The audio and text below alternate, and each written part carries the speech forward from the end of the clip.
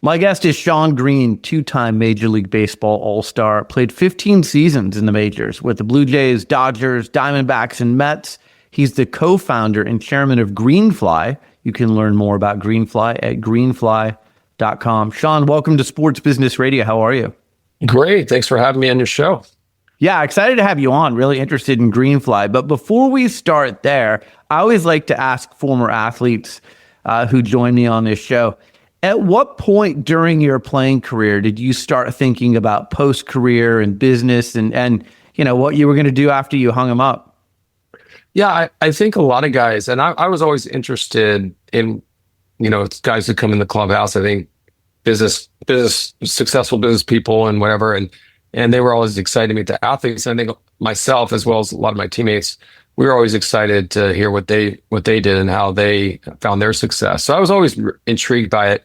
I think, particularly in baseball, maybe even more so than other sports, you play so many games that you have to be completely immersed in it. So it's hard to be distracted. You can't just, shoot over for a business meeting whenever you have a game that day. So I think towards the last couple of years of my career, I was starting to think, okay, well, I want to do something after I'm done playing, and what's that going to be? But I will also say that, if I could go back and tell my younger self, I would say, while you're wearing the uniform, you have a lot more access, and to try to, start to think about it even more than I did while I was playing. Yeah, interesting. All right, let's talk about Greenfly. First of all, Greenfly, I guess, is a baseball term, which you can explain. But then I also want to hear, what does Greenfly do as a company?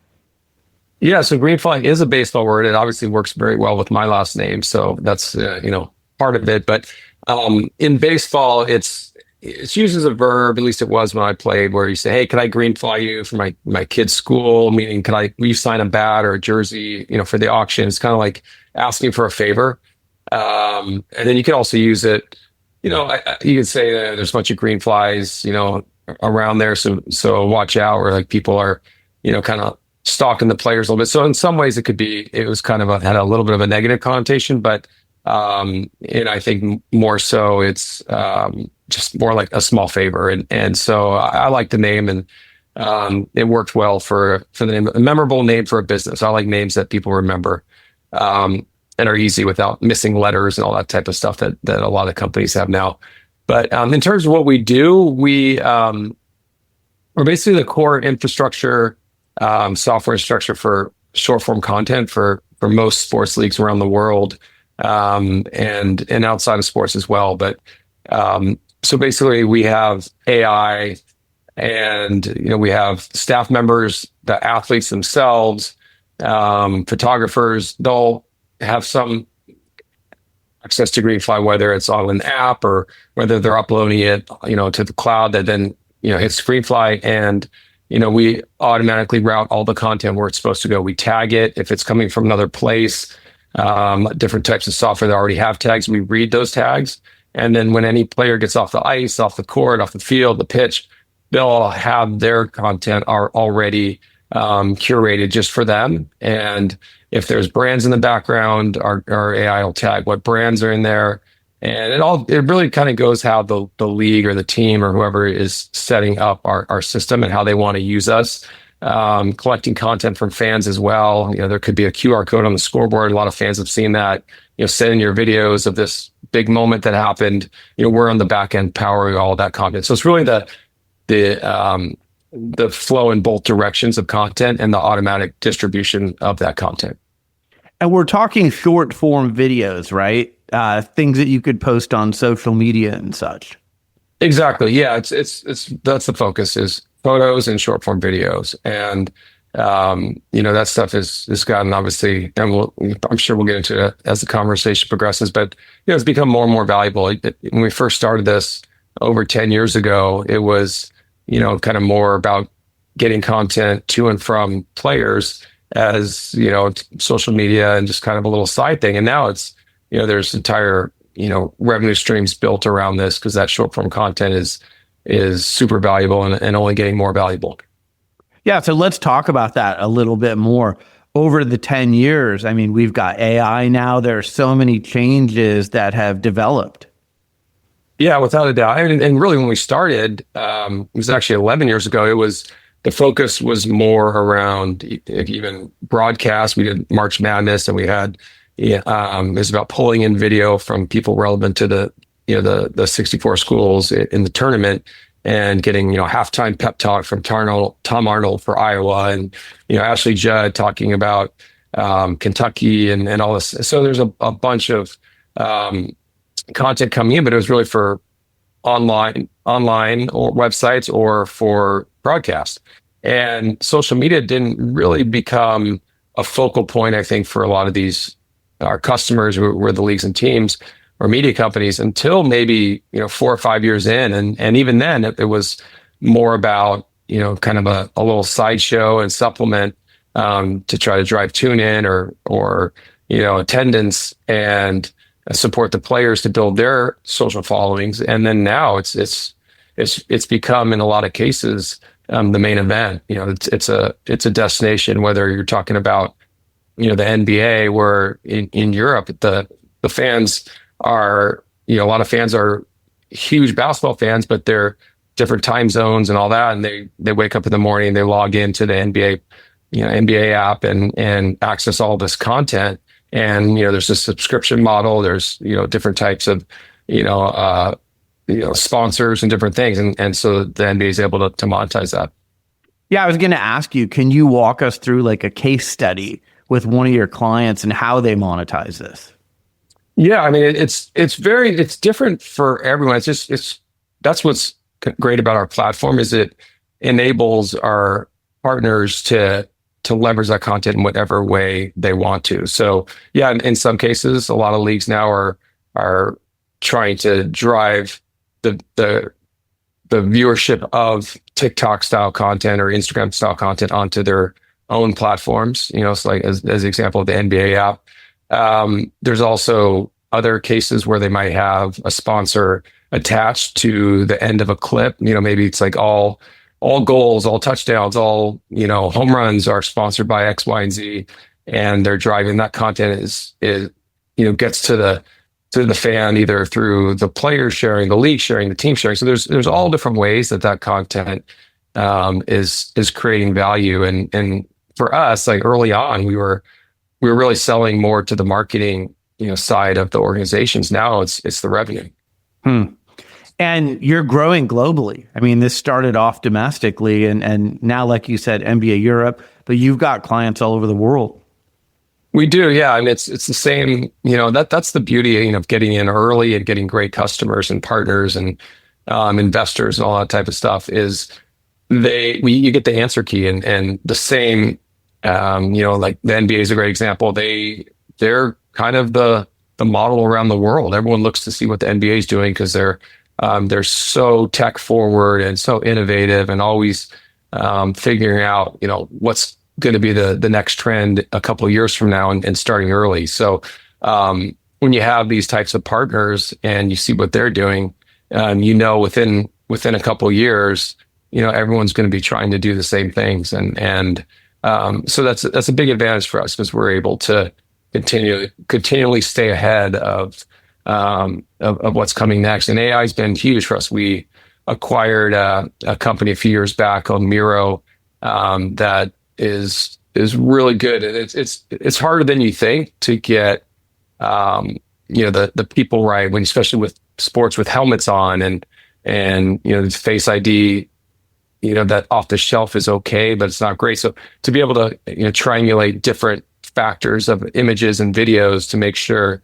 that things are right, or to get all the brands, if the logo's a little different or it's a different angle, to be able to get those things right is important when our customers are wanting to get that content out in seconds or minutes or whatever it may be, as opposed to waiting a couple days to go through everything. Yeah, you guys were on it early with AI. And then I just think short form video, you look at TikTok, like you said, Instagram Reels. I've got a teen.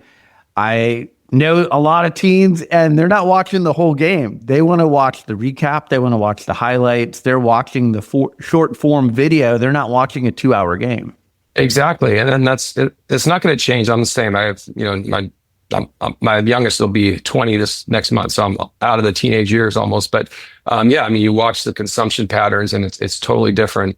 And the thing that we've learned, and we learned this pretty quickly, is raw content. If you have a highlight clip from broadcast, but then you have a raw clip capture on the sidelines, which is what a lot of the leagues have been doing now. They have a whole program. A lot of them call it something along the lines of a live content capture, and they'll have staff members using our app and capturing the video and in vertical video and horizontal video in different ways. And, there'll be, where the scoring happens and follow the touchdown or the goal or whatever it is.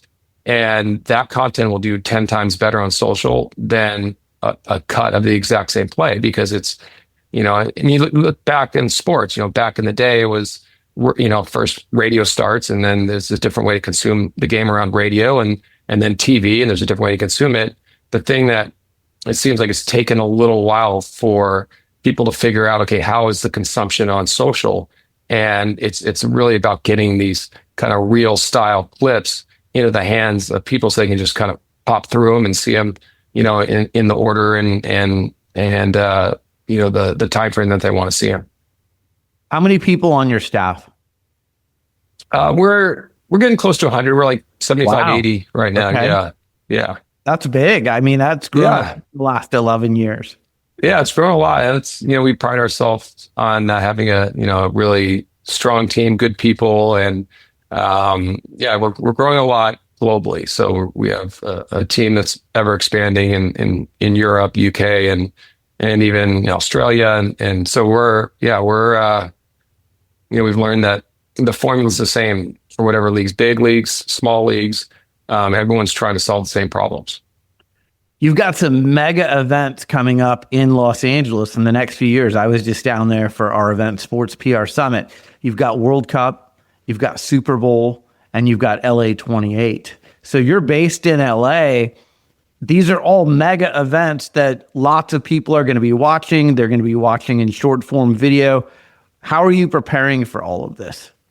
Yeah, no, it's exciting. It's super exciting. And that's one thing there's never a shortage of big events. It's just, it's definitely convenient for us to have, the biggest contingency of our team is in LA. So it's definitely helpful from an efficiency and just a visibility standpoint for our company. So yeah, we're going to be, I think, heavily involved, I think, on site at a lot of these events that are coming. So that's definitely very exciting for us. But yeah, I mean, it doesn't really matter where these events are in terms of, whether or not we're going to be around. I mean, we're going to have,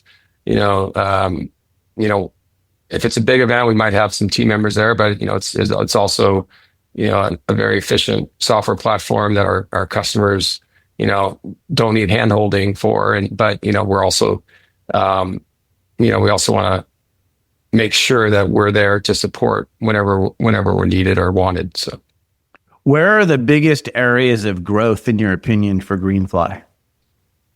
Yeah, I mean, that's a good question. I think there's a lot of, opportunities with the leagues that we work with to expand, and we're constantly expanding. Our deals grow quite a bit over time, and whether it's different leagues are structured in different ways. Some are global deals, some are the teams could start to kind of opt in and have their own instance of Greenfly. There's kind of going downstream. We did a big deal with the Big Ten a couple of years back, and college sports is a big focus for us. We're doing a lot more on the brand side because a lot of the brands we work with are excited about having the access to this content quickly. So we're doing more and more in that regard as well. And even as I mentioned, outside of sports, we do a lot in media entertainment. And for us, at the end of the day, it's really an event coverage tool, and around content in sports every game is an event. So, you start to, kind of daydream a little bit. You can think about all the opportunities around other kinds of events as well. So, we're pretty excited and optimistic about our trajectory, and now it's just a matter of continuing to execute. I want to spend a few minutes talking to you about Major League Baseball, if you don't mind. Sure. Yeah. For 15 years. I watched the All-Star game. I loved it. I loved the format at the end when the score was tied. Instead of going to extra innings, we go to a swing off. What do you think about some of the things that Major League Baseball is doing that are kind of outside the box and different? Yeah, and I think baseball's kind of always been one of the, old school where there hasn't been a lot of changes, or there hadn't been rule changes for decades, really, other than maybe some small little nuances here and there. And I think at this day and age, fans kind of have wanted a little more freshening up of the product, and I think Rob Manfred's done a great job. I think the pitch clock's been a great innovation. I think the All-Star game is becoming more and more of sort of and NBA does it as well, like a little trial area, a little sandbox to mess around with some of these things. And, you saw it with the contesting the strikes and balls. But I think, I guess they'll do a post-mortem and see what the fans thought about that little home run derby at the end. But I think they should maybe consider, if the feedback was as good as I'm expecting, that they should maybe have some type of automatically in there, whether or not it's a tie, have some type of component of that. Because again, at the end of the day, the game means nothing other than seeing, an exhibition of your favorite players. And you look at another one of our customers, the Savannah Bananas, right? You look at the stuff that they're doing, and it's super fun. It's super fun. And they're selling out huge stadiums, football stadiums, baseball stadiums. I don't know how much you follow them, but I think the fact that fans could catch a foul ball and you're out, that's so amazing. Cool. It's such a great rule. I actually wish Major League Baseball could adopt that. Yeah, but if you're going to do something like that, the All-Star game would be a place to do that, right? Obviously, I'd be pretty upset if I hit a foul ball and was out, but in the All-Star game, it's all good. So I like what they're doing. I think that's the arena to do it. Obviously, the minor leagues and spring training are other areas you can do that stuff. But baseball, it definitely is. Baseball's trying to become more and more global, and they're trying to attract the younger fans. It's a slower paced game, even with the pitch clock. And I think they got to do everything they can to cater to the younger generation. I know this would never work in the playoffs and probably not even the regular season, but I loved some of the guys being mic'd up, specifically Clayton Kershaw. It's just an access that you're never going to get. Yeah. And to hear them even grunting when they're pitching, like, it really takes you inside the game. Do you think that would ever work beyond just an exhibition game like an All-Star game? Absolutely. I think that's a great idea. And even to the point where, like if Kershaw is out there and just say, all right, I'm going to pound him in with a fastball right here as he's like going, like, it's, as a player, I don't know, I never pitched in the big leagues, but if I'm up there hitting, like, and I just, as he's going his windup, and said, okay, I'm looking in right here. He's coming in. Like, that's not going to mess me up. Right. So I think as a fan, how interesting would that be to hear what the guy's thinking, or why he's, he just told me, if I just was right on his changeup, he's going to throw me a fastball and I'm going to cheat a little bit. That'd be pretty, cheating, meaning, I'm going to like step out in the bucket a little bit and try to get to it. So, those types of things I find super interesting. And that's kind of my argument on it. I've talked about this before. I think baseball is in a unique position because of the pace of the game. So it's like, okay, yeah, it's a slower paced game. So there's challenges, but you can use that as an advantage, especially with, social and short form content, those type of clips that would go viral. So-and-so says he's looking in and he gets pitch in and he hits it out. Those types of things make the game that much more interesting. The other thing that I thought was just magnificent, one of the coolest things I've seen in a game in a long time, and on my timelines, it went viral more than anything else from the All-Star game, was the Hank Aaron tribute. And what that was awesome. That was incredible use of technology. Yeah, I'm still trying to figure out exactly what they did. Was it just kind of like projectors all around the stadium, or do you know what they did?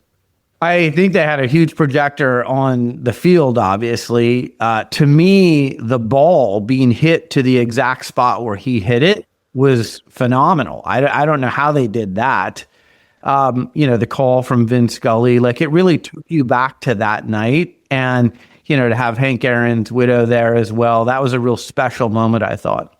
I agree. It was awesome. And that's something that is important for baseball. It's always been important. And that's why you can never change the number of games and things like that, is the history of the game anchors the current game. And you can't ever forget that as a league, is to make sure to kind of continually pull that history forward.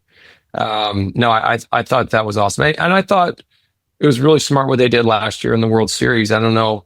I don't know if they even expected it to be as big of a hit, but when Ice Cube came out and really connected LA, and then they did the same thing in New York. I thought I got chills watching. It just felt so hometown, and I think they need to do something like that wherever the city is, and really anchor it to that city, and all those types of things create cultural, viral type moments. And that's kind of what you have to do in today's world, kind of tying it all back to what we do, is you have to create these little 30-second, 3-minute clips or whatever that are going to pull people in and get them excited about the bigger show on TV.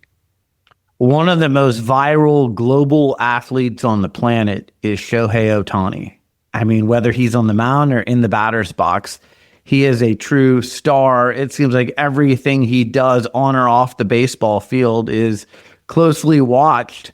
When I look at Major League Baseball, I think between Ohtani and Judge, and obviously some really other bright stars coming up, it seems like the game has some real marketable players. Without a doubt. And I mean, what Ohtani's done as well for the game overseas in Asian, Japan, but also I think in South Korea he's really brought, the eyeballs were always pretty, focused on the, American game in Asia, but now it's a whole other level. And he's also, just completely captured our entire country, and Judge too. And I think to have those two guys playing in LA and New York as well, and both teams are, a favorite to go to the World Series now every year. It's great for baseball. Baseball needs that. It seems like there's always a couple of big stars in the game, whether it was Trout and Harper, who are obviously getting to the latter years of their career, or, McGuire and Sosa, Bonds. I mean, there's always been a couple guys, but I think they're extra fortunate right now to have a Japanese player and to have these two guys on LA and New York. I mean, I can't remember the last time you'd have the two biggest stars in the game on those two teams. Just a few minutes left. What do you think about no salary cap in baseball? Because it's great for the Yankees and the Dodgers and, some of the big market teams, but I look at Oakland, Kansas City, Miami, and some of those other teams, and I know Commissioner Manfred was asked about it. You played on some teams with big payrolls and big markets. It probably worked to your advantage over the course of your career. But I look at baseball sometimes and I think that's the one problem they have to solve, is you've got teams with enormous payrolls, and then you have teams who are paying their entire team what the Mets pay Juan Soto. Yeah, no, I think it's a challenge, and there are people smarter than me figuring these things out. But I do think they need to figure out how to compress the gaps in team payrolls. And I know both sides have a lot of smart people working. There's always it always tends to be a challenging negotiation, as you well know. But I'm hopeful that they come up with a solution that makes it so these other teams can, and the fans of those cities, more importantly, can go into a new season with a star player. Like, you don't want Paul Skeens to all of a sudden disappear from Pittsburgh because they say, oh, we can get a bunch now, we're not going to be able to afford him in another year or two. I think it's only going to be good for the sport. And there's a lot of leagues now that have pretty strong case studies for different options. And I think instead of getting too caught up on semantics of, salary cap versus no salary cap versus luxury tax, just figure out a solution that works for everybody. Yeah, good point. Last question. I'm really interested in process. I've had Cal Ripken and Greg Maddux and Ken Griffey on here, and they've walked me kind of through their process on a game day when they went to the ballpark. What was your typical game day, get ready for the game process like?